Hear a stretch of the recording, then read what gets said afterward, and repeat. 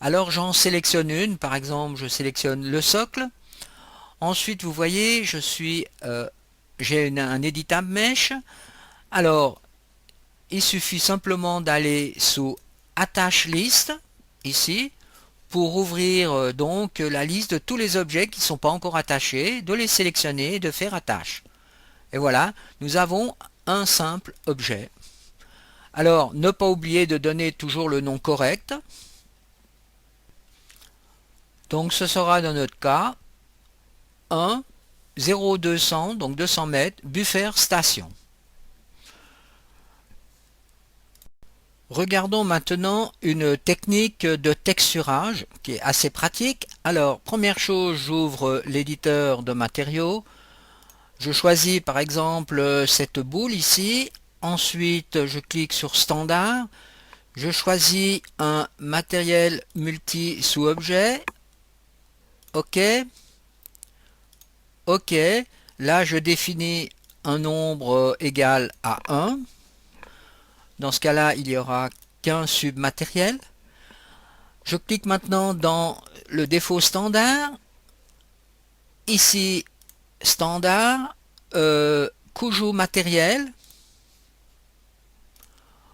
OK.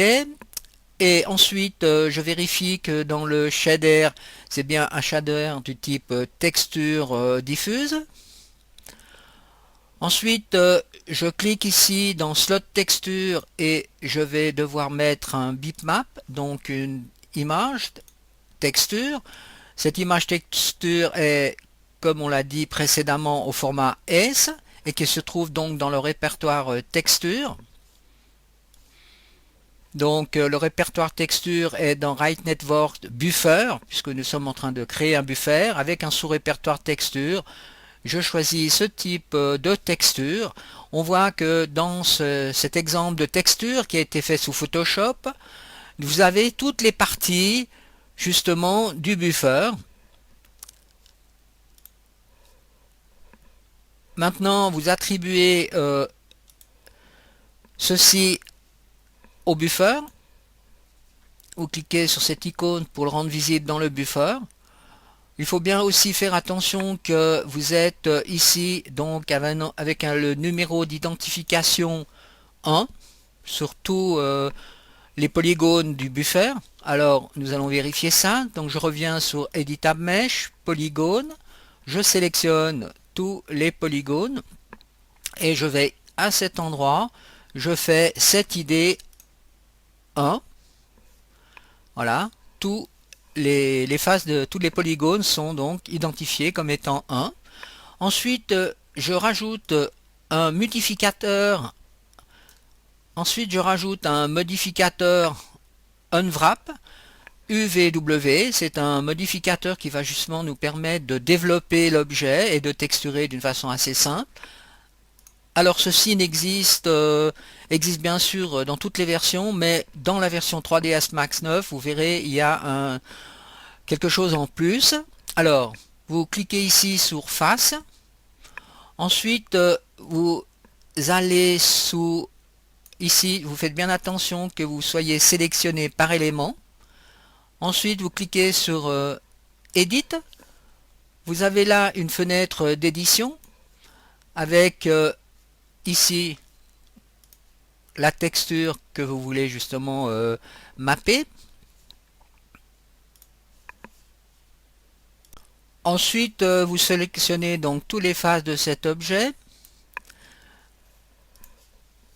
et dans cette fenêtre, vous allez sous Mapping, vous faites Flatten Mapping. Vous mettez par exemple ici un angle de 60 degrés. Vous faites OK. Et voilà, maintenant vous avez ici toutes les pièces.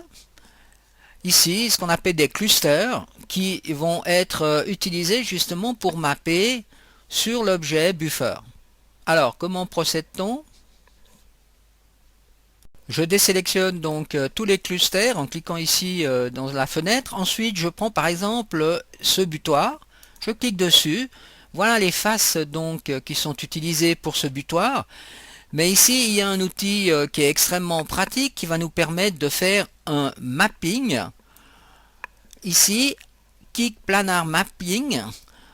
Et là, vous voyez que je change ici le plan de mapping. Donc, c'est en Y. Je fais Kick Planar Mapping. Et là, j'obtiens tous les polygones qui sont utilisés pour ce butoir. Alors maintenant, il va falloir que je positionne.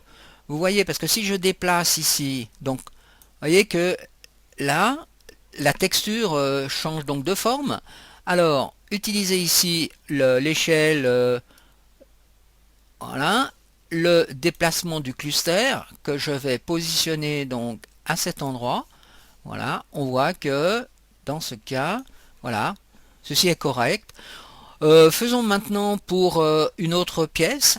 Alors, je sélectionne sur cette pièce-là. Voilà les clusters. Je fais un... peut-être, voilà, il va falloir que je me mette ici, vous voyez, donc en X cette fois-ci. Je clique là, voilà la pièce. Il suffit de maintenant la positionner à l'endroit qui correspond à sa texture. Donc ce qui est cet endroit ici. Voilà. Faisons maintenant, cliquons sur celui-là. Changeons de nouveau, voilà, en Z. Ensuite, je positionne donc ici à cet endroit, par exemple. Voilà. Alors, vous continuez comme ceci pour tout l'ensemble, pour texturer complètement le butoir. Vous avez donc ici dans cette fenêtre la possibilité donc de cliquer avec différentes modes. Donc là vous êtes en mode face. Ici vous pouvez être en mode sommet. À ce moment-là vous pouvez par exemple prendre prenons ces sommets là et avec l'outil de déplacement vous pouvez les déplacer. Donc si je clique ici vous voyez que je ne déplace que dans ce sens. Voilà. Donc on peut être beaucoup plus précis bien sûr pour positionner la texture correctement sur le buffer. Là vous avez la possibilité aussi de faire tourner votre objet. Là donc c'est l'échelle. Alors échelle dans un sens, échelle dans l'autre sens. Et là vous pouvez faire une symétrie aussi. Ici, vous avez donc un mode de sélection qui vous permet de sélectionner que l'élément que vous avez choisi ou bien avec, vous voyez, les deux autres éléments. Donc, c'est tous les éléments qui sont utilisés justement pour créer le buffer.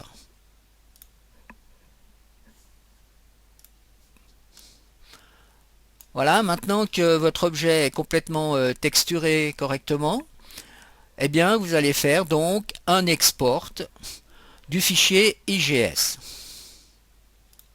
Nous devons donc retrouver donc le dossier buffer donc sous source développeur add-on Write Network buffer. Là, vous vous souvenez que nous avions fait le track, donc les voix. Là, dans buffer, vous avez donc votre sous-répertoire texture avec le fichier ce que nous avons utilisé. Et puis, vous avez ici l'exemple buffer.igs, le fichier ici 3ds Max. Et maintenant, il va falloir qu'on aille donc dans l'éditeur Asset pour créer le fichier document XML.